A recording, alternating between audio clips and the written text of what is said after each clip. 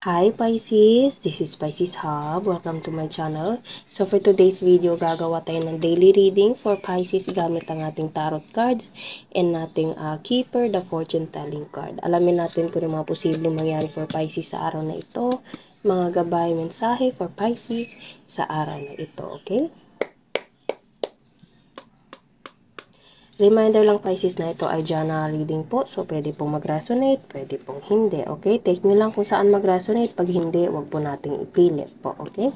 And, ang ating daily reading ay always pong timeless. So, kahit anong araw, buwan o taon mo ito napanood, basta mag-resonate po sa sitwasyon nyo, take nyo lang. Okay? And ang mga gender po ay welcome po sa ating channel, babae, lalaki, LGBT man yung nanonood, o yung mga taong dinidil nyo, basta mag-resonate. Again, take nyo lang, pag hindi, wag pong ipilit, okay? So, ano po ang message po for Pisces sa araw na ito? Ano po ang message po for Pisces para sa araw na ito? Ayun, so may nag-flip, male, female, and bad health. Okay, so it's either this is you Pisces or you're dealing with someone na feminine energy na pwede merong uh, hindi kagandahang nararamdaman. Okay, pwedeng masama yung pakiramdam Pisces or pwedeng ikaw po.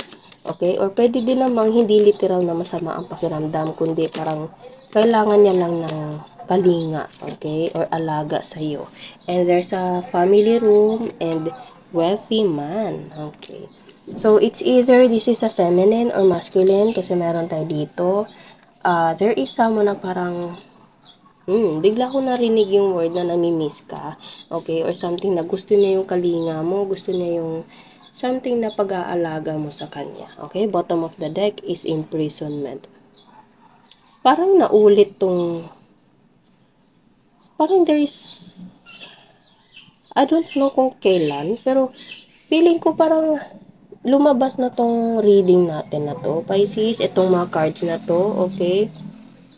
So, there's a feminine energy or there's a masculine energy na nakakaangat, mayaman, okay, na there is someone na nag-o-overthink, okay? Kasi imprisonment represents itong imprisonment na ito ay something na overthinking or emotional breakdown or something na parang hindi naging maayos yung daloy or yung train of thoughts, okay? Kasi more on emotional or mental itong imprisonment na ito. Hindi ito literal po, okay? So, pwedeng merong sinabi ko kanina, merong someone na nakakamiss or feeling na parang kulang sa kalinga, okay? And minsan hindi maiwasang mag-overthink na parang ano ba, mahal pa ba ako nito? Ano bang ano nito ng taong to sa akin, okay? So it's either this is for female energy or man energy or pwede pong LGBT po, okay? Again, wala po tayong gender specific and there's a family room.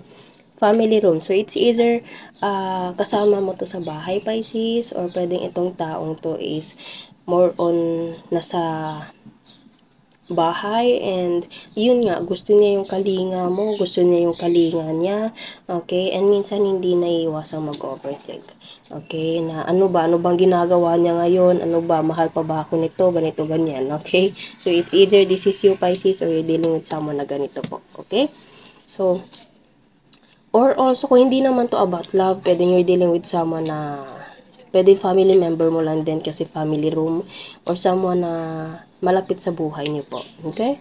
So, ano po ang mga mensahe for Pisces sa araw na ito? Meron tayo ditong 2 of Cups and the High Priestess. You are divinely connected. You are spiritually connected within this person and emotionally connected, Pisces. Again, pwedeng ito ay love situation, relationship, Pisces, okay? Kasi itong 2 of Cups na to represents as parang soulmate, as para siyang almost the same as the Lover's energy, the Lover's card, okay? So, you are divinely connected, you are divinely emotionally connected within this person and nararamdaman mo yung energy niya kasi you are also spiritually connected within this person. Kaya minsan pag nag-o-overthink ka or nag-o-overthink itong taong to or something na parang nami-miss ka niya, nararamdaman mo yung energy nito, okay?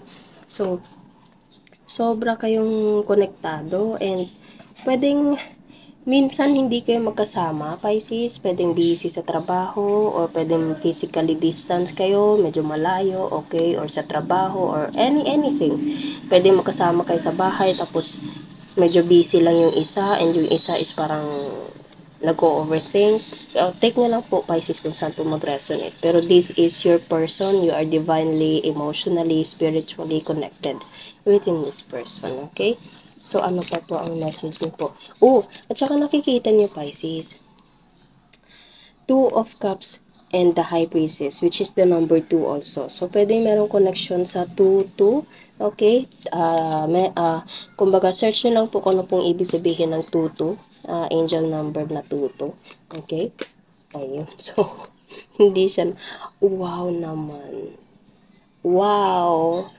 Wow. Okay. So, the High Priestess, Three of Pentacles, and 10 of Cups, Pisces. Sobrang this is a family, emotionally, love connection together with this person, okay? So, there's the Empress energy, feminine energy, and there's a Three of Pentacles. And ito na naman tayo, Ten of Cups. Ito yung isa sa mga pinaka-paborito kong cards together with this Two of Cups right here. So, bottom of the deck is Seven of Swords. So, itong Seven of Swords is like this one, the imprisonment card. So, more on overthinking, something na anxiety, or something na parang ang daming iniisip, ang daming tumatakbo sa isipan, okay? So, nagkukos ito ng something na uh, hindi naging maayos yung kalusugan or something na parang hindi naging down yung energy niya. Okay? Parang kumbaga sa pag-overthink na ito, Pisces, parang naaapektuhan yung emotion, yung estado ng kalusugan niya. Okay? So it's either this is you, Pisces, or you're dealing with someone na parang gustong-gusto na talaga yung energy mo or gustong-gusto mo yung energy ng taong to. Although, there's something na kailangan talagang gawin, okay? Especially kung about sa trabaho, lalo na't meron kayong mga anak, okay? Or busy lang sa trabaho, busy sa mga bagay na, alam mo yun, na kailangan sa family. Kitang-kita nyo naman, Pisces, there's a family room, and there's a happy family right here. So, pwedeng kasal kayo kasi meron tayong ditong Three of Pentacles and the Empress, Three of Pentacles. Tingnan nyo, Pisces. 3, 3, 2, 2. Okay. So, you are divinely connected together with this person, Pisces. Mahal ka ng taong to. Mahal mo tong taong to. And, minsan hindi lang maiiwasang mag-overthink. Sobra kanyang pinapahalagahan. This person loves you so much. Nakikita niya na you are the Empress energy or ikaw to, Pisces, na you are the Empress energy. You have the motherly energy na kung saan sobrang gusto ng taong to. Kasi minsan hindi ganun kagandahan yung nararamdaman niya and andun ka para alagaan siya. Okay? Kaya minsan parang na nag-overthink, minsan meron ng ma parang situation sa isipan and yun yung nag-cause ng hindi kagandahang overthinking. Okay? So, ang overall na reading natin ngayon is you guys, you and this person loves each other so much. Mahal na mahal nyo yung isa't isa and family kayo, family kayo. This is a family card. Happy family and we have a family room. Okay? So, pwedeng itong taong to, pwedeng asawa mo na to, or pwedeng this person sees you as their wife, sees you as their husband, sees you as their partner in life, and pwedeng gusto niyang makasal kayo, makasama kayo habang buhay, and magkaroon kayo ng sariling pamilya. Okay? So, you are divinely connected, you are spiritually connected with this person. And kung ano man yung overthinking, pag-usapan lang po, okay? Kasi hindi mapapagkailang mahal na mahal niyo yung isa't isa. Okay?